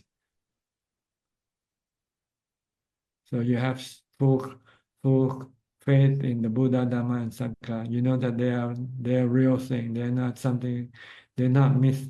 They're real, and they are beneficial to you. To be close to them, to be guided by them, is very beneficial. Not harmful at all. No, not harmful at all. So when you have this strong faith, then your practice become more intense. Then you know that the more you develop mindfulness, the more develop wisdom and samadhi, then you know the more you will become happier, and the less suffering you will have. Eventually, you will have no suffering at all. So these are the 5 spiritual faculties that you need to develop. First, by studying, listening to Dhamma talk, then apply it in your practice. And once you start to experience the result from practice, then you become more inspired, more energetic, more eager to do the practice. Yeah, more to give up stuff and put in more effort. Yes. Yeah. Yes. Then your faculty becomes stronger and stronger.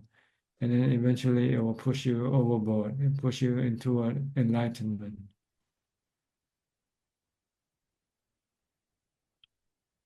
Okay? Okay. Thank you. You're welcome. Thank you. Next, Sarasi. Hi. You came in a few times, but now didn't have a chance to speak. Yes, Ajahn. I was having experience in some difficulties with the connection, so I could not get in. Okay, your internet. How are you, Ajahn? Hope you Very are. fine, thank you. I have 2 questions for this evening. Like when one develops in the path of Dhamma, for instance, if someone reached the Sotapanna status, can he, for himself, understand that his karmic, the samsaric cycle or his future births are getting reduced, or the samsaric cycle getting narrowed? Can he see or feel for himself? Well, as far as the future is concerned, he knows that his rounds of rebirth has tremendously reduced, because his craving has been reduced tremendously. So, and he knows the cause of rebirth are from his own cravings. So when he has reduced his craving down, then he knows the consequence of rebirth will be less. But I don't think he can count the number, I mean, just have an idea or a feel that he will not be born for a long, in a long realm of births or something like that. Yes, I think he might even think that this might be his last birth, because once he could reach the first stage, then it will be easy for him to go to the second, third, and fourth. Even some people can achieve four level of enlightenment within a few minutes of each other. So it varies from people to people, whether they can continue their practice once they reach the first stage of enlightenment. Some people got stuck and didn't have time to practice because due to some other commitment, for instance. I think like the Venerable Ananda, the personal assistant to the Buddha. I think he became a Sotapanna, but then he got selected to be the Buddha's assistant. So he didn't have more time for his practice, because he had to spend more time for the Buddha, looking after the Buddha. So he remained a Sotapanna for 20 years or something. Only after when the Buddha died, when he is free to go and practice. And it only took him 3 months to become fully enlightened.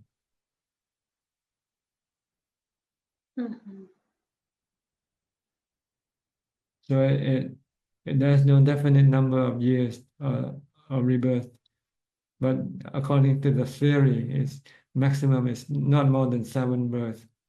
You eventually become fully enlightened. But you usually, for most people, they become enlightened in this very lifetime once they have reached the first level of enlightenment, and if they don't pass away by some accident or something, if they can continue on practicing, then maybe just a few more days they can finish the task because they know the method how to deal with their defilement already. You mean for a person who attains Sotapanna? Yes. Once Okay. today he becomes Sotapanna, tomorrow he might reach the second stage, the next day the third stage, and the next day the fourth stage, if he keeps on practicing. If he's not diverted to do some other thing.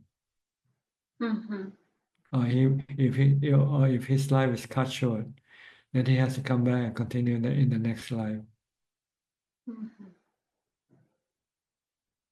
Okay, Thanajan. And my second question, it's about like when we say that there is no self here in our body, so how come our karma, good or bad karma, continue to our next birth? When we say there is no self, I'm just a bit confused to understand that. How our karma. The karma not affecting the self, the karma affecting the mind. The mind is not a self, but our delusion claim the mind to be our self, that's all. So we just have to make the distinction that the mind is not the self, it's just a knowing element. It's the mind that is being affected by the consequence of the mind's own action. It's the mind who's paying the consequence. The mind possesses this body, so this body becomes an object of receiving the consequence of the karma.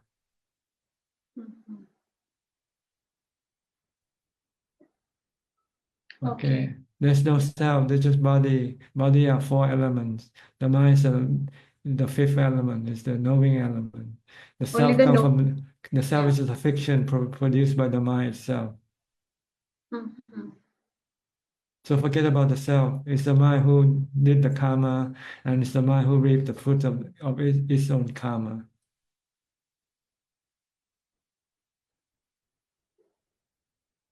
Okay, Thanajan. Okay, understand? And Yes. the body is part of the mind, see. The body is an extension of the mind. So when anybody wants to do any revenge, they do it on the body, not on the mind, because the mind is invisible. It's the like knowing factor, right? What? Is it? I mean, like our continuation of our karma, it passes on to the next birth with the knowing factor, no? Yes, it goes with the knowing, see, the knowing element. The knowing element take a new body, and then use the new body as its avatar. The word avatar. So any bad karma can also affect the body. Then when it affect the body, it then go to the mind also, because the mind is the one who possesses the body. So when anything happen to the body, then the mind is the one who knows that the body is being affected. Yeah.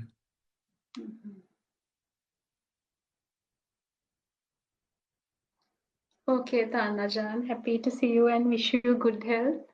Okay. And season's greetings. Does that answer your question? I think it's a bit difficult. No? It's a bit difficult, to the knowing factor understand, yes, but it cleared somewhere through, yes, Ajahn. Like the mind uses the body, so the karma also affect the body. Like when people meet you, they look at your body, but they know it's this particular body that belongs to this mind. So you might have, when you see somebody, you might have either some positive reaction or some negative reaction. This is due to your past karma, past perception of this type of person. So it's almost like you can recognize your own enemies when you see them in your next life. Okay. But this is something difficult to understand, I understand. But just think that it's the mind who did the action, and it's the mind who will have to reap the consequence of its own action through the body. Through the body. Because the mind uses the body as its own what you call representative, Mhm.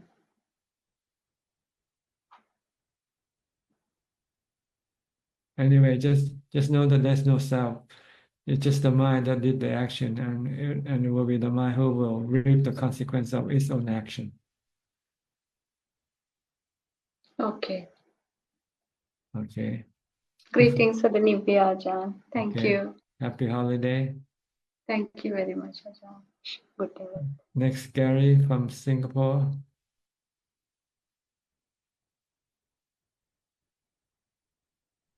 Good evening, Ajahn. Just Just listening. Okay. Yeah. I'll go to Penang and Christine Coe.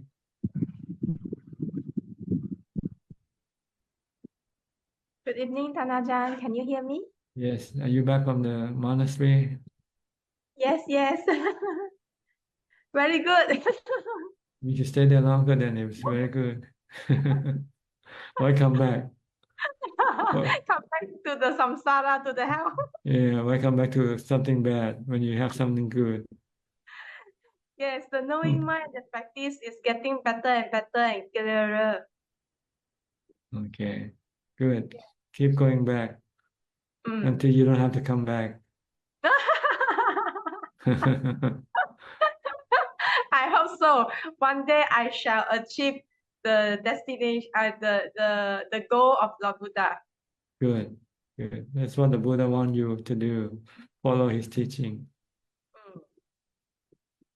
Very wonderful and very clear, because last time the chitta is not so strong, the knowing mind not so strong. Now it's become skillful in my meditation. Good. The more practice make it perfect. Yes, So keep on practicing. yes.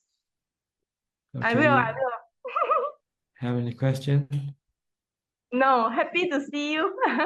Okay, happy to see you too, and Thank you. happy holiday. Yes. I off for 2 days. My office off for 2 days. Okay, good. Thank you, Danajan. All right, thank you. You're welcome. Next, Sweden Czech from Vancouver, British Columbia. Good evening, Ajahn. So, are you happy during the holiday season? Can the holiday season make you happy? No, I think the same. Maybe, yeah, maybe in the beginning we feel, yeah, it's good to have a break. But Okay. yeah, it's At just, least it's the season people trying to be nice to each other, at least. yeah, lots of nice words, just greeting each And other. nice action also. People give gifts Yeah, and things like that. yeah, lots of gifts, yeah. But nothing, yeah, we just staying at home and same, yeah, no. Just like Julia, we don't care. It's the same. Yeah, it's the same. Okay. Anything you want to ask? Tanajan, delusion use like sankhara, right? Of course, to produce thought. And when we recite Buddha, is it we trying kind of like to fight To stop the delusion. Yeah, stop it from creating more delusion.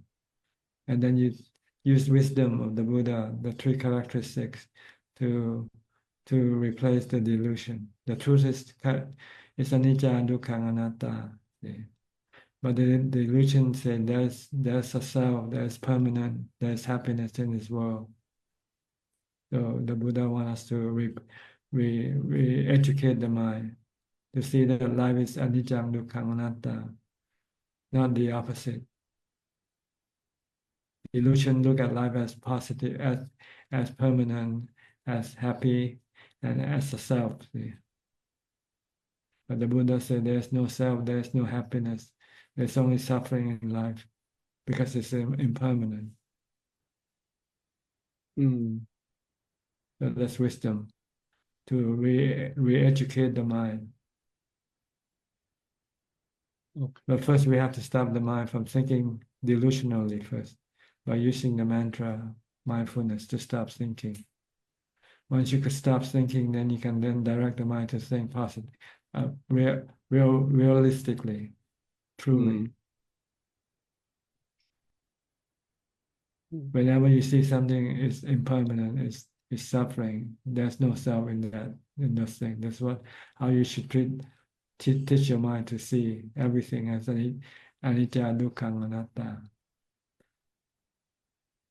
But with the deluded mind, people say everything is permanent, everything is happiness, everything is belonging to me, can belong to me.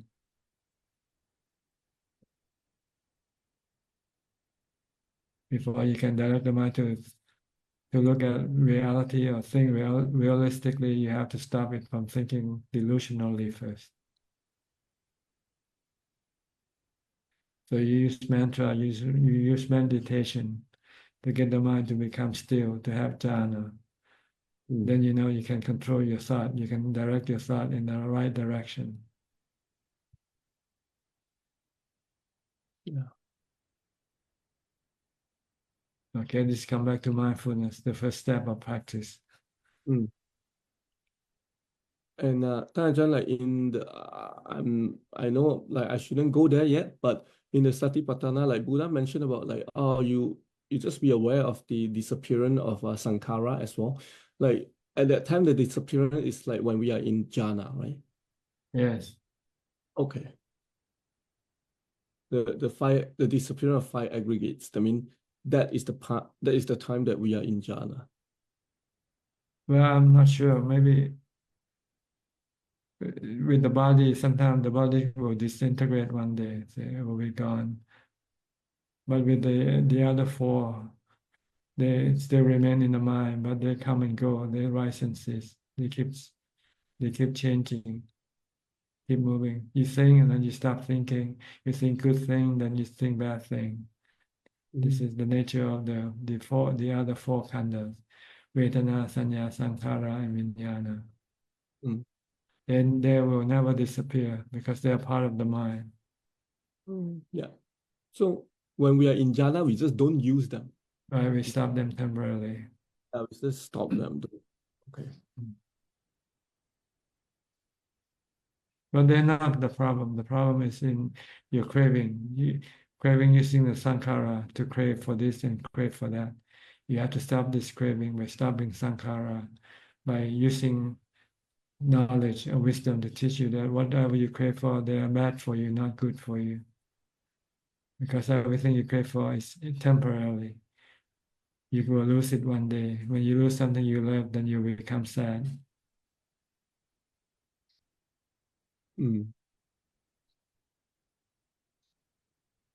Okay. Yes. Clear. Thank you, Dante. Thank you, Ajahn. Okay. Happy holiday. Happy holiday to you.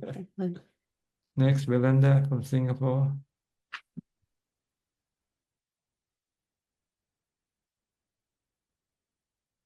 Good evening, Ajahn. Yes. Good evening to you. How are you? As speaking of blue holidays, and like yes, getting rid of it through keeping myself happy, that is in a deluded manner.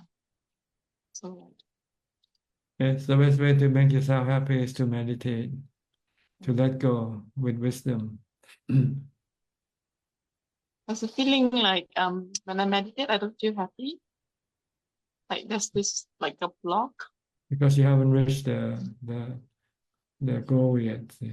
You're still working there. It's like climbing the mountain when you meditate. It's only when you get to the top then you feel released, you feel happy, you feel. But when you're climbing to the top, it's hard working. You have to go through. So when you meditate, it's not good. It's not a good feeling because you have to struggle with your defilement. But once you reach the goal, then the defilement becomes suppressed, and you feel released, you feel happy. So you have to persevere, go through the hardship of meditation before you can reach the result of meditation. Okay. Anicca, dukkha, anatta is very helpful to Okay, good. a different mantra to To let go of things. When you see anything, they say anicca, dukkha, anatta, not good for you. They're all bad for you. Okay. You're welcome. Next, Kunjup for the question from email. We have 5 questions this evening, and they're all from Facebook. The first question is from Mini Pool. Could Ajahn explain what is avijja being a condition to sankhara? Avijja is ignorant of the truth of anicca, dukkha, anatta. So anicca will think that there is happiness in this world, so it directs sankhara to take birth, to go and attach itself to a body. Could Ajahn explain the relationship between craving, grasping, bhava, and birth? Thank you. Well, when you have good feelings, you become attached to it. You have craving for it.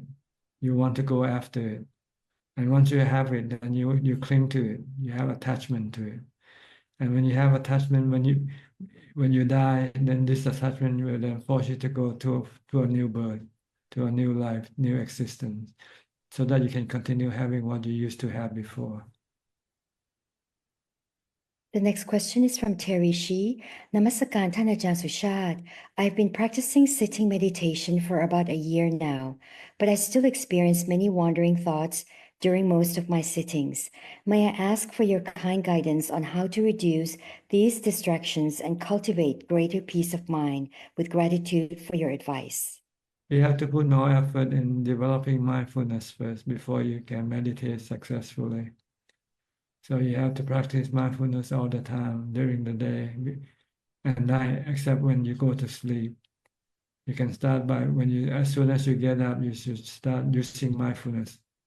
Either reciting a mantra or keep focusing on your body action all day and all night. If you can do this, then when you meditate, you will be able to restrain your thought, and you can make your mind become calm for meditation. The next question is from C. Ratnan. I found a monk lying. He's sick with diabetes, but he says no. Should I reprimand him or just keep quiet and stop supporting him? Thank you, Ajahn. Maybe he didn't want to bother you, so he might think that this is something that you shouldn't worry about. You should leave him alone better. It's not your business. The next question is from Mandy Smith. Over the holidays, I feel so much judgment from my family. Should I avoid or just try to smile, be nice, and show a different example of living? I know it's not my responsibility to influence them. Yes, just let them be, and just if they want to say something, just listen to them, and don't get mad at them. Just understand them. This is the way they are. And the last question is from Agyut Chaka. Pandami Bante. I want to ask about 8 precepts. Due to my childhood, chronic stomach issues, sometimes I cannot stay on an empty stomach in the evening.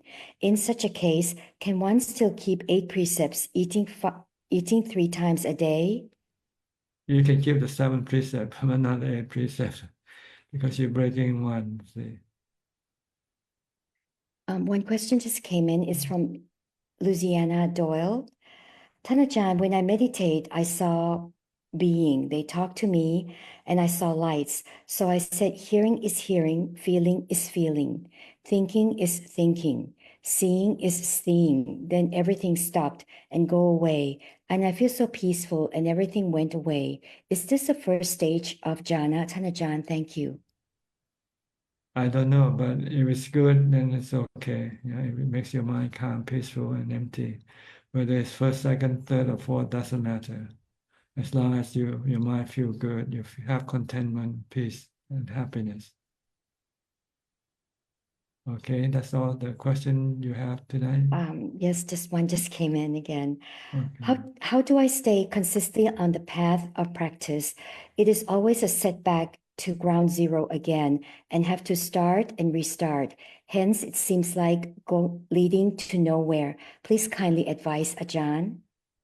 Well, you just have to keep at it, be persistent in following the path.